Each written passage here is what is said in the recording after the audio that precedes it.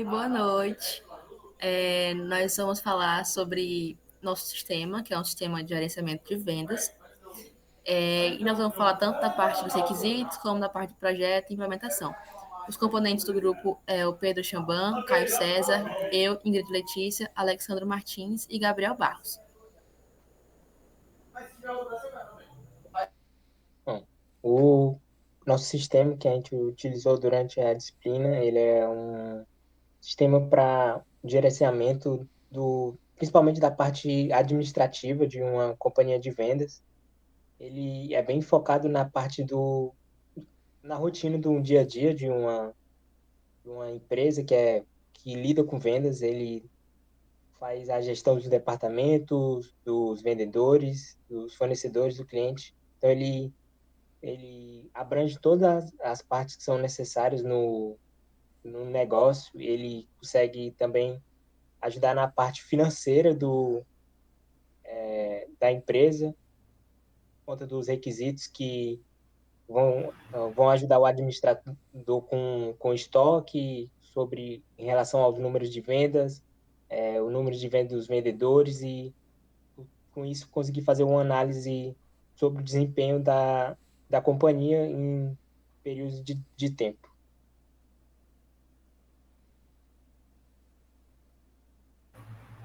Eu vou falar um pouco sobre os requisitos, onde separei alguns tópicos.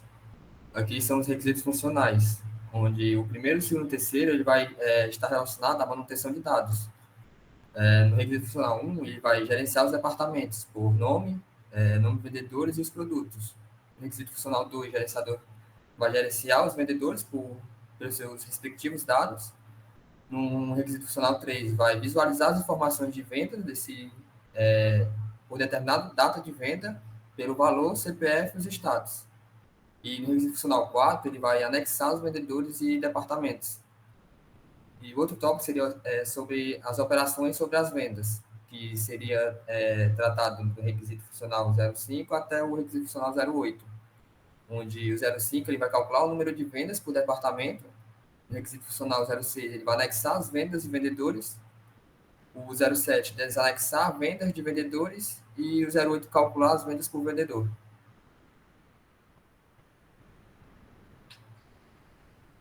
E sobre os requisitos não funcionais, separei esses aqui, alguns, que seria o 01, requisito funcional, não funcional 01, né? Ele seria a relação à aplicação web, adaptada para desktop.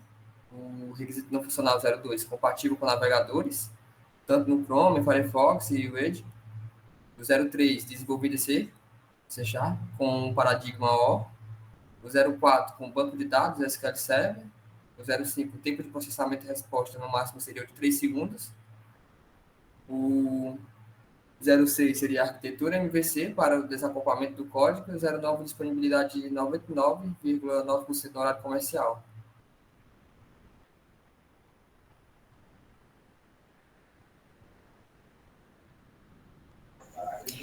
Bom, em questão da arquitetura do sistema, né, nós tivemos que escolher entre três opções, que seria o MVC, o cliente-servidor e o sistema orientado a serviços.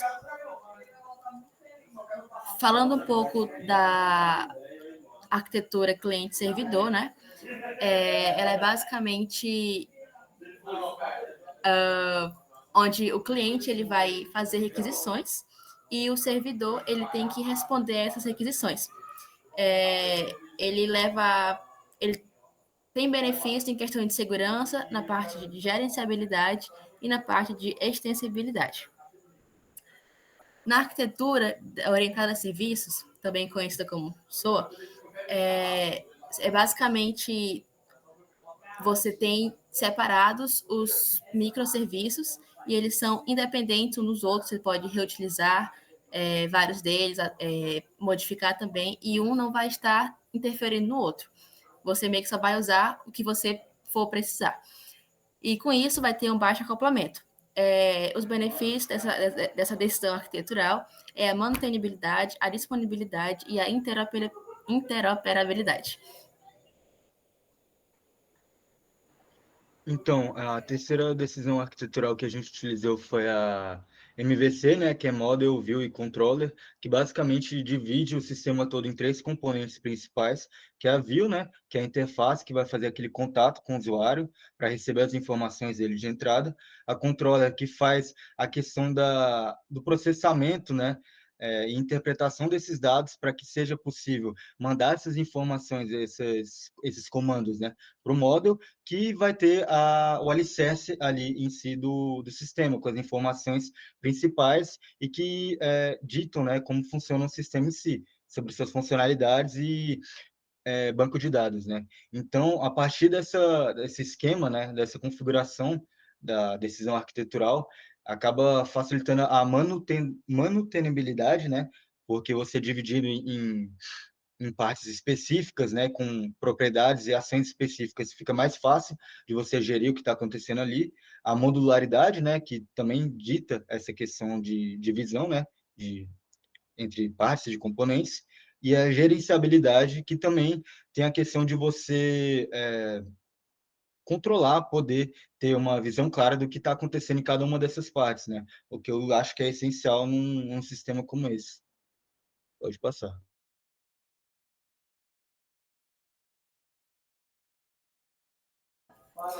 Vou falar um pouco aqui do diagrama de caso de uso, né? Onde só temos um ator e diversas funcionalidades, como a parte de cadastrar tanto produto, cliente, venda, vendedor, departamento, fornecedor, e atualizar. Assim, é basicamente o CRUD, né? É o CRUD todinho. E a parte diferente, né? Fora o CRUD, seria a parte aqui de pesquisar, notificar, mostrar os produtos do departamento, constar a previsão do departamento, mostrar dashboard. E também tem a parte dos relatórios.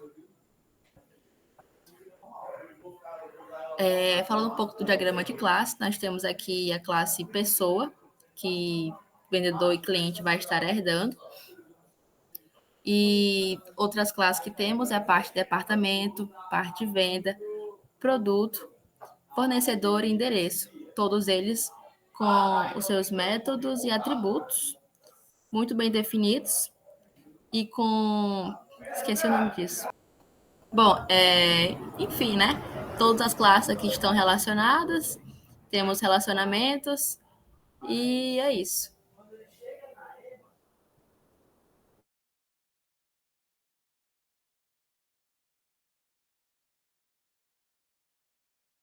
É você, Pedro.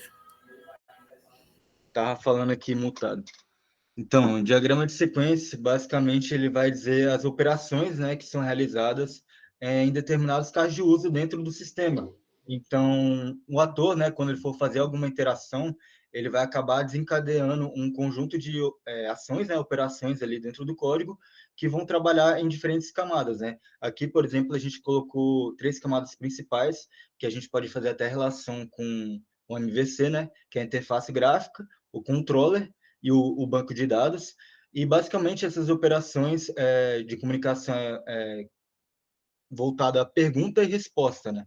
Então, sempre que uma parte, né, um componente do sistema fazer alguma interação com o outro, esse tipo de relação sempre vai ter uma resposta, seja negando ou aceitando algum tipo de operação ou criando, né, algum tipo de argumento, algum tipo de instância, no caso, que seria, por exemplo, aqui está criando um fornecedor, criando um produto, às vezes vai ter a questão da alteração, varia de caso de uso para caso de uso, né? Mas como a Ingrid tinha falado, como boa parte das operações que a gente realiza é relacionada ao CRUD, né? Elas vão seguir mais ou menos essa estrutura que está aqui, desse exemplo.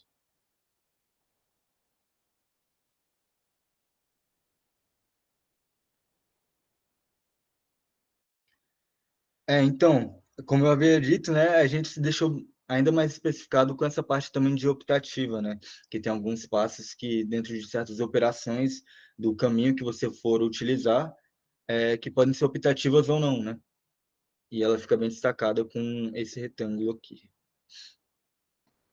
Pode passar.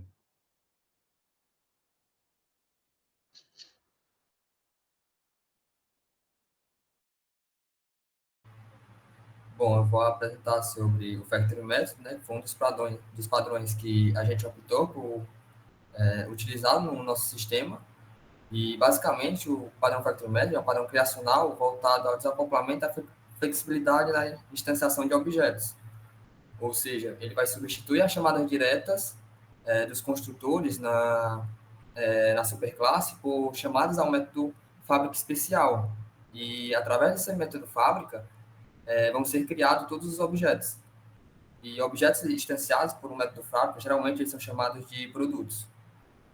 Então, a partir dessa utilização de uma interface, métodos abstratos, né, base para todos os objetos criados em uma superclasse em comum, para as subclasses possíveis de objetos, que no caso eu falei, construtor. E o nome desse método é o método fábrica. Vou passar.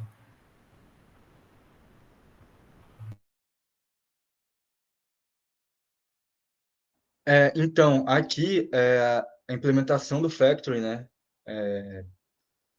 Dada a visualização gráfica pelo diagrama de classe após a implementação do Factory, né? E apesar de parecer bem confuso, né, um pouquinho diferente do que foi apresentado pela Ingrid, mudou pouquíssimas coisas. E o que mudou basicamente é você adicionar aquela estrutura que estava, aliás, no slide anterior, referente à fórmula do que foi implementado, né? Por exemplo, a gente implementou em relação, como você pode ver ali, em relação à criação de relatório, então ele vai implementar o Factory embasado nessa funcionalidade, né? E seguindo aquele mesmo modelo que foi dado ali pela imagem figurativa, né? Na hora da explicação do Factory. Pode passar.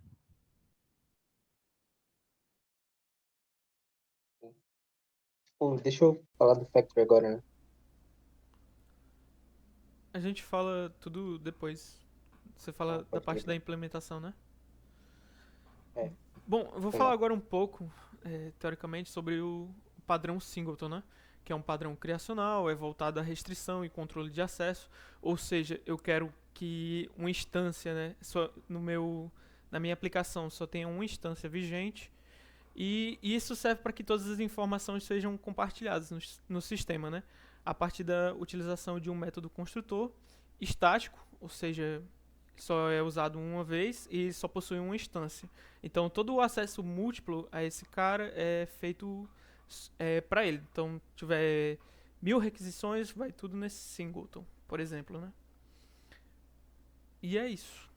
Basicamente o singleton é bem simples, a única regra que ele aplica é a questão de ser uma única instância, né? Agora vamos Bem, agora a mostrar gente... o código, né? Deixa eu Isso. apresentar aqui. Ah, peraí, perdão. Dispensar. Vou apresentar aqui a tela inteira. Estão conseguindo ver, pessoal? Sim. Beleza, só confirmando aqui que tá tranquilo. Pronto, vou mostrar um pouco sobre como o sistema está funcionando aqui, na prática. Aqui eu tenho na minha navbar, né, cada areazinha. Aqui é dos departamentos, onde tem um listado dos departamentos, posso ver os detalhes de cada departamento e gerar os relatórios para esse departamento, criar um novo. Aqui é a área dos vendedores. Também tem a funcionalidade de gerar relatório e das vendas, que também tem uma funcionalidade, né? Um pouco diferente, porque essa você tem um filtro, né? Para o relatório. E aqui é a zona das buscas também, onde eu posso estar filtrando as datas aqui no meu sistema. E tá aí consultando os dados, né? Todas as minhas vendas. No final, se eu quiser aqui, por exemplo, gerar um relatório aqui para essa data que eu acabei de pesquisar, eu consigo facilmente fazendo isso aqui, ó, 2018. Posso apenas submeter. Ele falou que o relatório foi gerado com sucesso, né? Se eu for olhar aqui o caminho, né, para onde esses relatórios estão sendo salvos, acessar aqui meu disco, eu consigo facilmente encontrar eles, que no caso é esse aqui, né? Tá aqui os relatórios sendo gerados, né, de todas as vendas referentes a essa data aí que eu apliquei no filtro. Basicamente o sistema é esse, bem simples. E agora a gente vai falar um pouco mais sobre a implementação dos padrões. Então, começando aí pelo Gabriel, né? Bom, Só uma coisa que eu esqueci de comentar, né? A arquitetura do sistema, né? É em VC, como vocês podem ver. Aqui é a divisão, aqui o diretório das controllers, né? Tem uma controller para cada modelo, departamento, a home page, o das vendas e aqui o dos vendedores. Aqui na minha data é a questão da ferramenta que a gente tem de comunicação com o banco, que no caso é o Entity Framework, e aqui os modos, né? E é claro também as views, né? Cada view para cada controller, né? Cada endpoint das controllers do sistema, assim como é sugerido no padrão da arquitetura. Então pode falar aí, Gabriel. A gente implementou o Factory para fazer a parte da criação dos relatórios do sistema. A gente fez os relatórios para venda, para os vendedores e para os departamentos. No Factory, a gente fez a criação da interface, que é padrão do sistema, né? Quer dizer, é padrão do Gov, né? E aí vai ter também uma classe abstrata junto com Abstract Factory junto com ela, que vai ser onde que no Abstract Factory é onde vai ter o método que realmente vai criar os relatórios. E aí no Abstract a gente vai chamar o serviço para fazer a geração desses relatórios e em cada repositório. O repositório faz o caminho, aí o Abstract Factory manda para ele o método de criação dos relatórios e aí o Factory chama e gera os relatórios da venda ou do departamento, dos vendedores.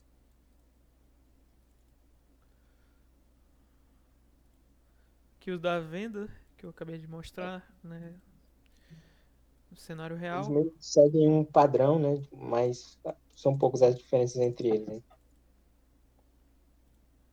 Todos implementam a mesma interface do Factory e o método do Abstract.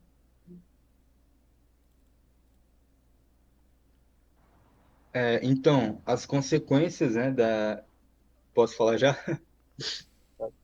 Então, as implementações, as consequências da implementação do Factory, né, basicamente vai focar mais na criação de entidades, né, no diagrama de classes.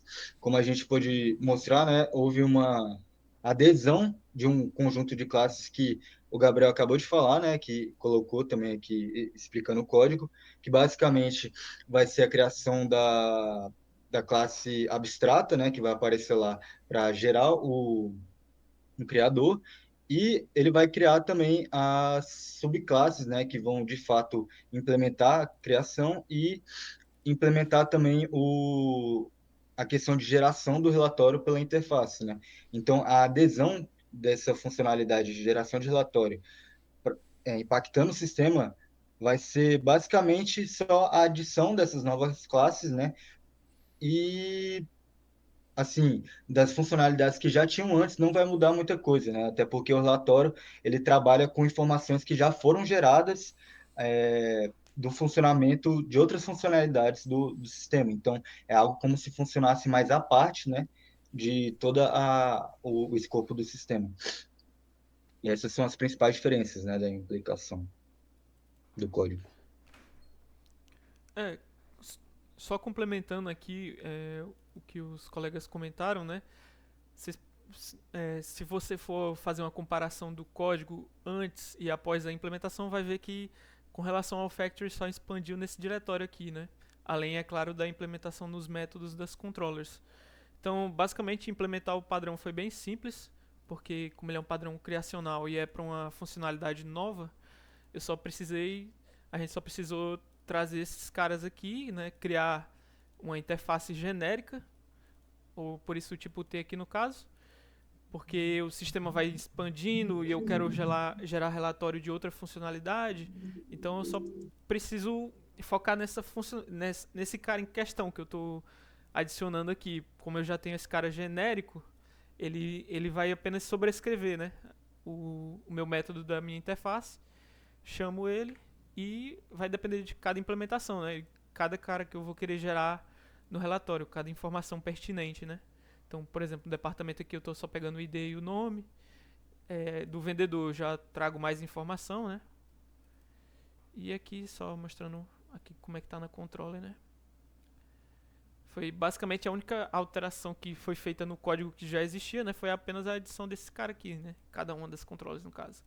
Que chama o serviço novo, né? A factory, cria o relatório e aqui gera. Então, com relação ao factory é isso, né? Também. Ele só expandiu, como o Pedro falou, né, no diagrama de classe, questão do código foi exatamente a mesma coisa. Então, outro padrão que a gente optou por implementar foi o Sigton, que ele vai tratar mais a parte das consultas. E para não ficar toda hora consultando o banco, eu criei essa classe aqui, que foi o Sigton. Então, só vai existir uma instância dela. Aí eu vou fazer a verificação se ela já existe ou não existe. E o nosso construtor ele vai ser um dicionário.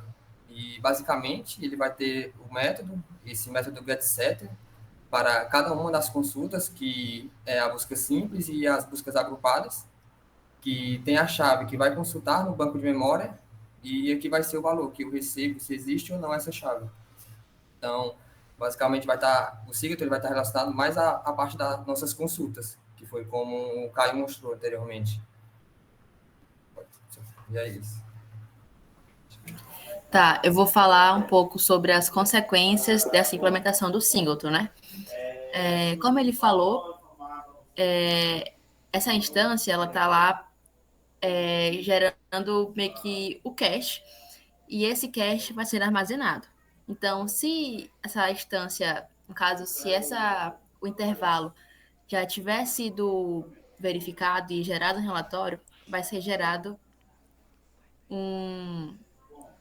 uma chave, e aí, quando for colocado de novo esse mesmo intervalo, em vez do sistema tentar verificar de novo, ele vai direto pela chave. E isso é um ponto positivo, né? Porque é baseado em... A palavra, meu Deus. Para reutilização. E o ponto negativo é justamente isso também, né? Porque em contrapartida, como está usando o cache, pode ser que alguma hora aconteça desses dados ficarem obsoletos. Então, você pode estar recebendo dados que estão desatualizados. Então, é um benefício e um malefício, né? Porque ao mesmo tempo que você está ali otimizando seu tempo, reutilizando as coisas, a parte do cache, você pode estar recebendo informações desatualizadas.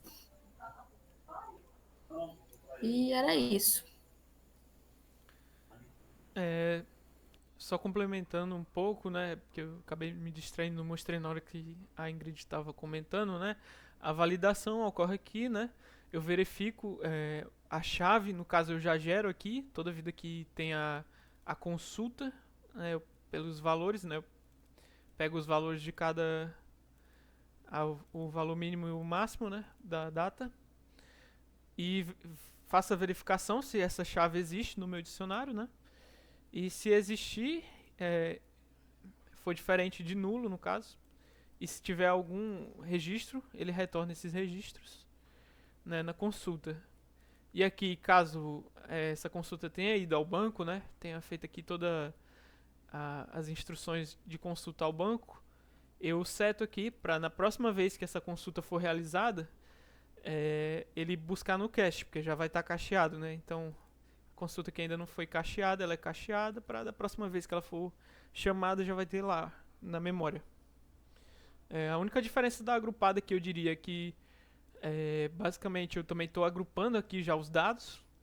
Então, quando o cliente solicita aqui a busca agrupada das minhas vendas, os dados que vão vir aqui já vão estar agrupados, né? Basicamente é isso, né? Eu vou mostrar só o nível de contemplação aqui, como é que é a busca agrupada, né? 18. Pronto, né? Aqui no caso, separando por departamentos, né? Para ficar mais claro como funciona essa busca. Então a diferença principal dessa aqui para essa é porque além dela consultar, eu já estou agrupando aqui os dados, né? E retorno os dados já agrupados no meu dicionário, né? Então, essa foi a nossa implementação, né, dos padrões Goff que a gente utilizou, que foi, né, o Factory, que é um padrão criacional, e o Singleton, né, voltado também à questão de controle, né, do cache. E assim, o que eu posso dizer da percepção mais voltada ao Factory, né, que eu tive um contato mais direto, é que, assim, dá para perceber como ele é extenso, né, na aplicabilidade dele, onde você pode utilizar no código. Não é à toa que ele é um dos mais mencionados, né, quando a gente está estudando sobre os padrões Goff.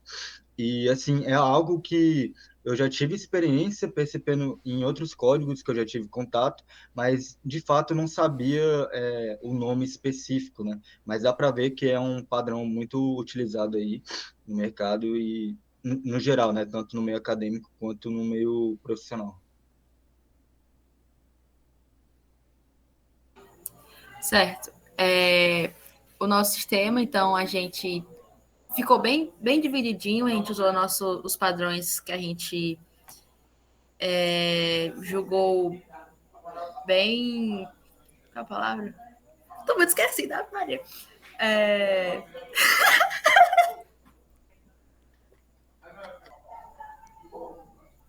Bom, o nosso sistema ele está bem divididinho. A gente usou nossos dois padrões que a gente julgou adequado para o nosso sistema, que eles iriam trazer benefícios na parte das funcionalidades. E em questão do Factory, é um dos que a gente mais vê falar.